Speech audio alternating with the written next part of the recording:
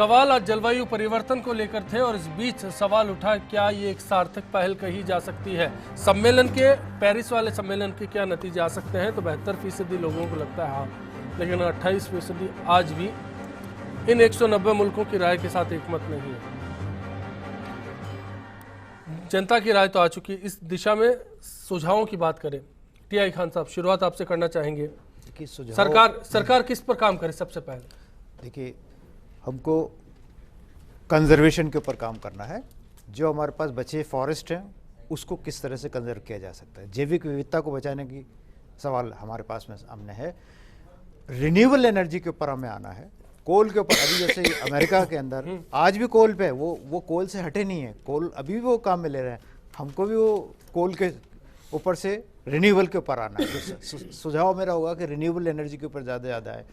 Transportation, उसके अंदर हमको बहुत सीरियसली सोचना है, क्योंकि हर इंसान अपनी ज़रूरत से ज़्यादा व्हीकल ले रहा है। पेट्रोलियम का कंजम्पशन कम से कम करना है, इलेक्ट्रिसिटी का कंजम्पशन कम करना है।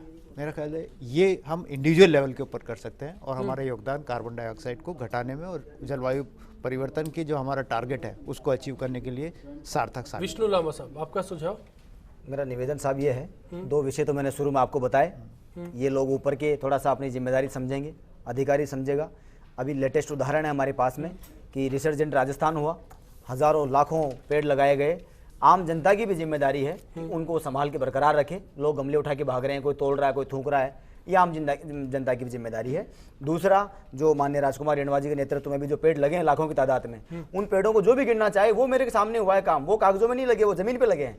उनको जिंदा रखना ये वन विभाग की जिम्मेदारी, ये राजावत साहब का विभाग है, ये देखें। बाकी जो हुआ है वो बड़ा अच्छा हुआ। झाड़ियों की जगह पहली बार इतिहास में राजस्थान वन विभाग ने, रेणवा साहब ने स्पष्ट कहा है, बड़े पीपल के पेड़ लगाओ। 90 लाख अभी उन्होंने वहां पर 9 लाख पौधे। चलिए, एक मंत्री अच्छी पहल कर रहा है तो बधाई योग्य है। हसन साहब, इस बीच में क्या योगदान हो सकता है सरकार, तंत्र, सिस्टम और आम आदमी का?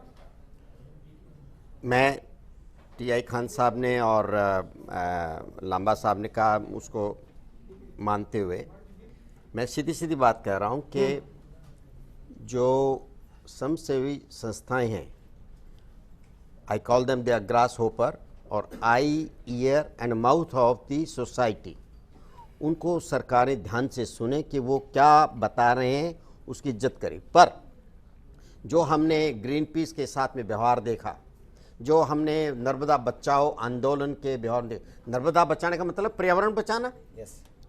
और आपको सैकड़ों इस प्रकार के केरला की जो शास्त्र एसएसपी ऑर्गेनाइजेशन है, तस्वीर, ये इस प्रकार के ऑर्गेनाइजेशंस हैं। और यहाँ पर भी लोकल बहुत है। हम लोगों ने भी अमरनेश्वर नाले के लिए कई आंदोलन किए, कई बार कोर्ट में वगैरह में भी गए हैं।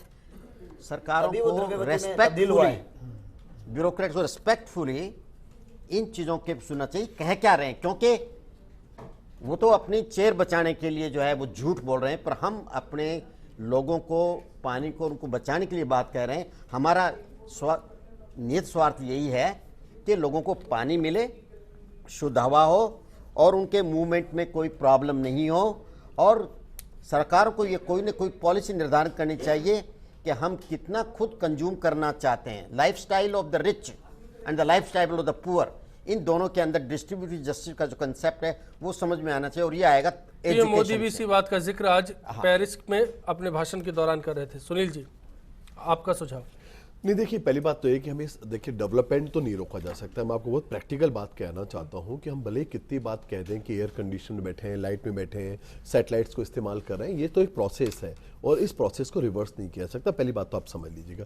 Now the thing is development, जब प्रोसेस नहीं रोका जा सकता तो उसके नेक्स्ट क्या किया जाए। तो बात है कि सस्टेनेबल डेवलपमेंट की बात की जानी चाहिए कि सस्टेनेबल डेवलपमेंट के नाम उस टेक्नोलॉजीज को फाइंड आउट करने की कोशिश करें और जिसके लिए सारी दुनिया में रिसर्च होनी है। और विशेषकर डेवलप्ड मुल्कों के ऊपर इसका ज़्यादा इसके ऊपर रिस्पॉन्सिबिलिटी है कि वो ऑल्टरनेटिव टेक्नोलॉजी डेवलप करें। रिन्यूएबल टेक्नोलॉजी सर्टेनली एनर्जी है, उसके ऊपर बहुत बड़ा काम होना चाहिए। वेस्ट टू एनर्जी के ऊपर काम किया जाना चाहिए। Solid waste management to energy, इसके ऊपर काम किया जाना चाहिए। कंजर्वेशन और संरक्षण तो निस्संदेह बहुत बड़ी बात है ही है। इसके अंदर हम, क्योंकि हम तो इसको रिलीजियस, सोशल, बहुत सारे एस्पेक्ट से इसको जोड़ सकते हैं और हम जोड़ते भी रहे। राजस्थान में तो कम से कम उसको हम जोड़ते रहे, तो उन चीज़ों के ऊपर काम हो सकता है।